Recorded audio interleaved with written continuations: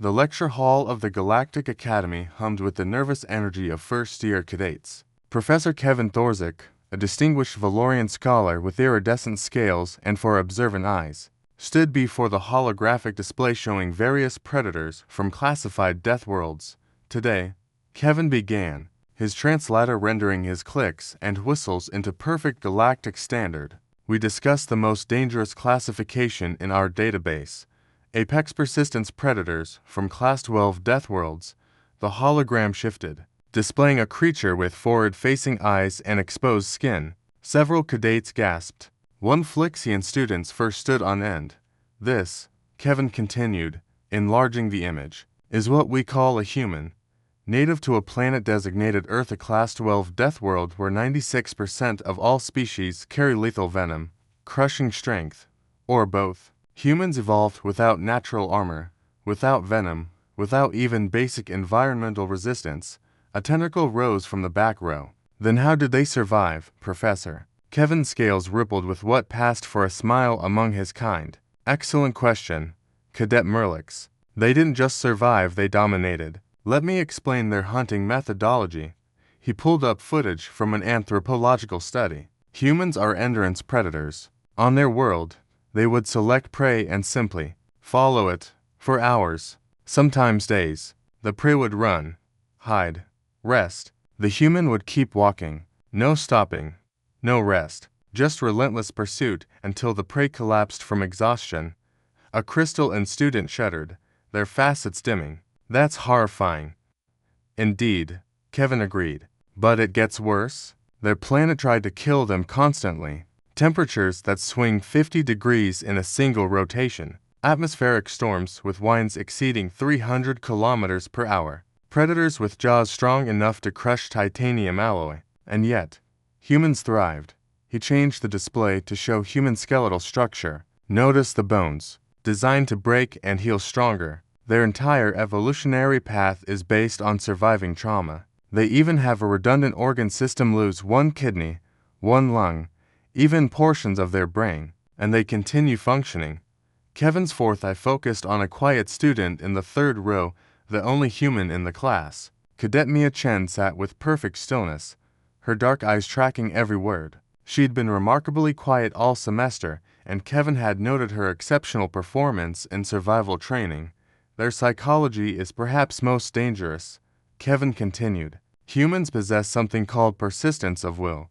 They can override their own survival instincts through sheer determination. They will walk on broken limbs, fight while fatally wounded, and most terrifying, they form what they call bonds. Bonds, Professor, another cadet asked.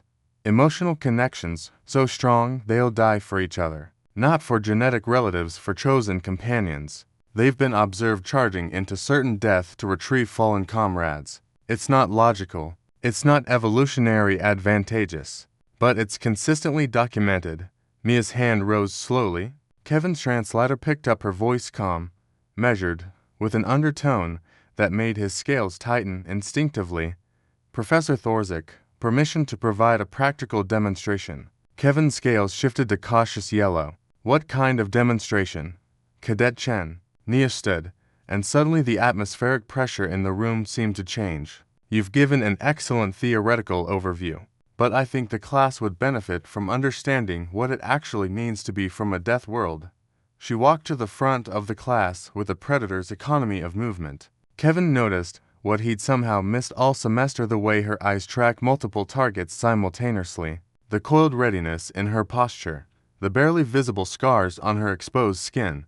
My homeworld, Mia began, addressing the class, has weather that can kill you in minutes. We have insects whose venom causes organ failure. We have microscopic organisms that can shut down your immune system. Our oceans contain creatures that can swallow a shuttle whole. She smiled, and Kevin saw several cadets recoil. Human smiles, he realized, showed teeth, like a threat display. I grew up in a region called Australia, Mia continued. We had a saying, everything here wants to kill you. It wasn't a joke. I was bitten by a venomous snake at age 7, stung by a jellyfish at 9, chased by a saltwater crocodile at 12.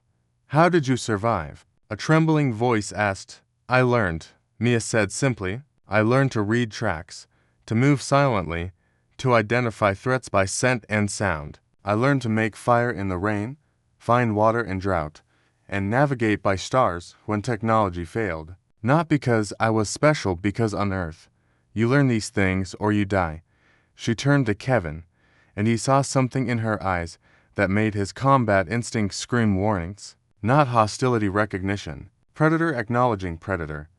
Professor Thorzik is correct about persistence hunting, Mia said. My ancestors could track prey for days across terrain that would kill most species in hours. We can survive on minimal water, process toxins that would poison others, and adapt to environments from Arctic tundra to scorching deserts.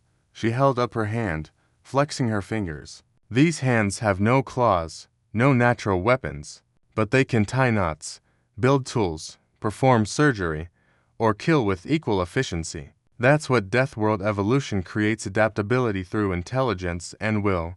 Kevin found his voice. Cadet Chen, why share this now? Mia's expression softened slightly. Because, Professor, the other species in the galactic community need to understand something important. Yes, humans are from a death world. Yes, we're persistence predators with terrifying capabilities. But we're also fiercely loyal, creatively compassionate, and we chose to join this community not to conquer but to protect.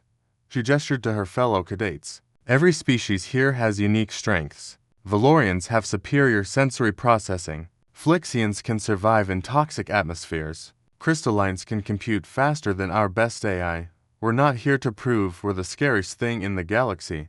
Mia's smile turned genuine, warmer. We're here because on Earth, we learned that the scariest predator makes the best guardian. And there are actual threats out there: the Devourer swarms, the Void Collective. When they come, you'll want a human watching your back.